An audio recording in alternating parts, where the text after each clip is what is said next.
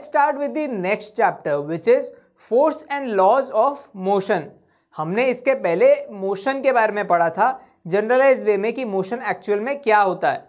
अब हम laws of motion के बारे में बात करते हैं और एक टर्म के बारे में बात करते हैं जो आपने सुना ही होगा, that is called force. Now अब इस चैप्टर में हमारे पास फर्स्ट है types of forces, that is balanced and unbalanced forces. After that we have the three most important laws of motion, that is the first, second and third law. Along with that, we'll also study about momentum. And finally, we have the laws of conservation of momentum. So let's start with the chapter. So what is force? Force actual में क्या होता है? Force मतलब push और pull, धक्का लगाना या खींचना, ऐसी किसी भी एक्शन को हम बोलते हैं force. So basically, any action that causes a push, pull or a hit to an object is called a force. Now a force may or may not cause a displacement of the body. इसका मतलब क्या, अगर आपके पास में कोई body stationery पड़ी है और अगर आप उस पर कोई भी तरीके का फोर्स लगाओ तो हो सकता है कि वो अपनी जगह से हिले, ऐसा भी हो सकता है कि अपनी जगह से ना हिले। वो किस चीज़ पे डिपेंड करता है उसके बारे में हम आगे पढ़ेंगे। And a force may put a moving body to rest और it may put a stationary body to motion. मतलब क्या, कोई भी बॉडी अगर चल रही है और अगर मैं उस पर फोर्स लगाऊं तो हो सकता है कि वो बॉडी वहीं पे रुक जाए, और उसका उल्टा भी हो सकता है। मतलब क्या, अगर कोई स्टेशनरी बॉडी है और मैं उस पर पुश लगाऊं तो वो मोशन में आ सकती है। इसके बेस्ट एग्जांपल क्या है, हमारी कार। अगर एक हमारे पास मूविंग कार है और मैं उस पर ब्रेक लगाऊं तो क्या होगा, हमारी कार स्टॉप हो जाएगी। और अगर हमारी कार स्टेशनरी खड़ी है और मान लेते हैं कि उसकी बैटरी खराब है और मैं पीछे से जाके उस पर धक्का लगाऊं और अगर वो धक्का इनफ है तो कार क्या होगी, मूव करनी स्टार्ट हो जाएगी। अब ये जो चीज़ होती है इसके एग्जांपल्स हम देख सकते हैं।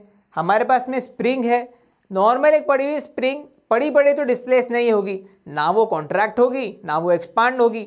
अगर मैं उसको साइड्स में से दबाऊंगा, पुशिंग फोर्स लगाऊंगा तो वो कॉन्ट्रैक्ट हो जाएगी, और अगर मैं वो पुशिंग फोर्स अचानक से हटा लूँ तो एक्सपांड हो जाएगी।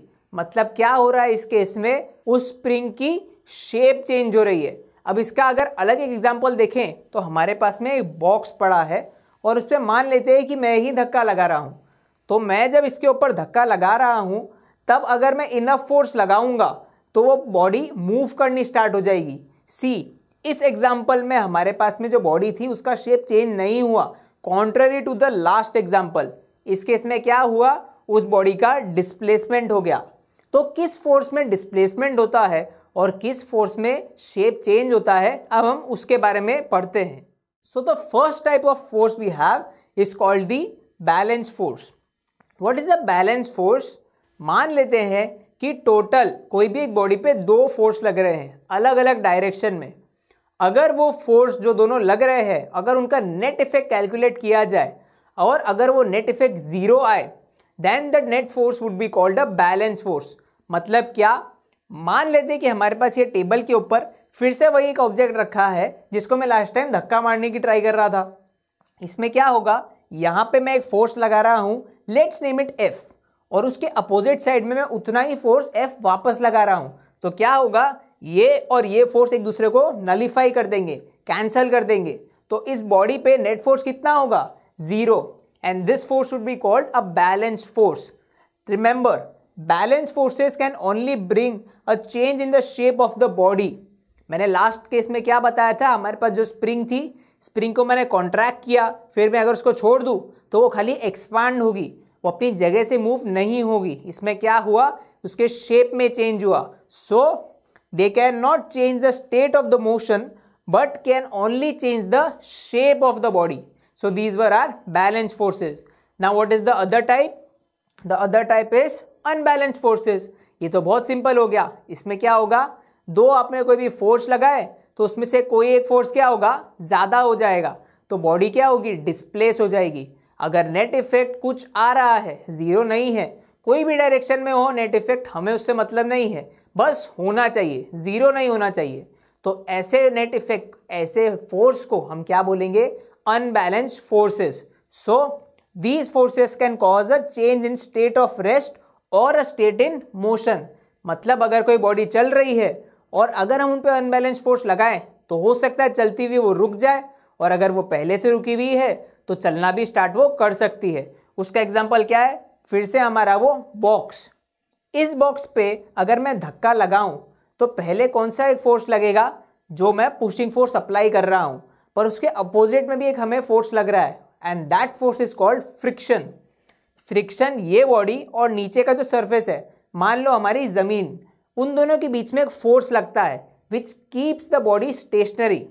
To move that body I have to apply a force which is greater than friction, मतलब जब तक ये फ्रिक्शन उतना रहेगा जो हमारा फोर्स है उससे ज़्यादा रहेगा, तब तक वो बॉडी मूव नहीं करेगी। अब अगर इस फोर्स से ज़्यादा मैं फ्रिक्शन अप्लाई कर देता हूँ, then this body will start moving. Now आपके दिमाग में एक चीज़ आएगी कि अगर कोई बॉडी मूव कर रही है मतलब उसमें अनबैलेंस फोर्स होगा, पर ऐसा ज़रूरी नहीं है। चलो देखते हैं इसका क्या मतलब है एक एग्जाम्पल के ज़रिए।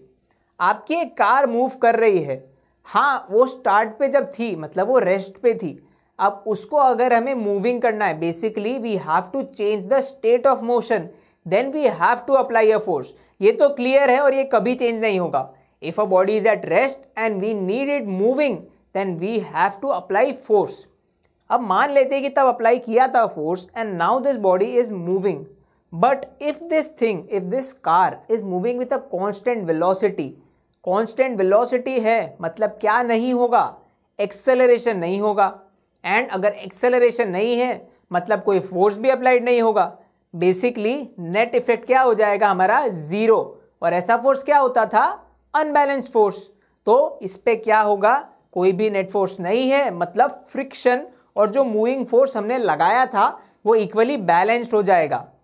तो नेट फोर्स ना होने के बावजूद हमारी बॉडी मूव कर रही है, तो इसका एक प्रायोरिटी कंडीशन क्या हो जाएगी, if the body doesn't have an unbalanced force on it and yet it is moving, then it is necessary that the body is moving with a constant velocity, because if there is a constant velocity there is no acceleration. So these were our types of forces.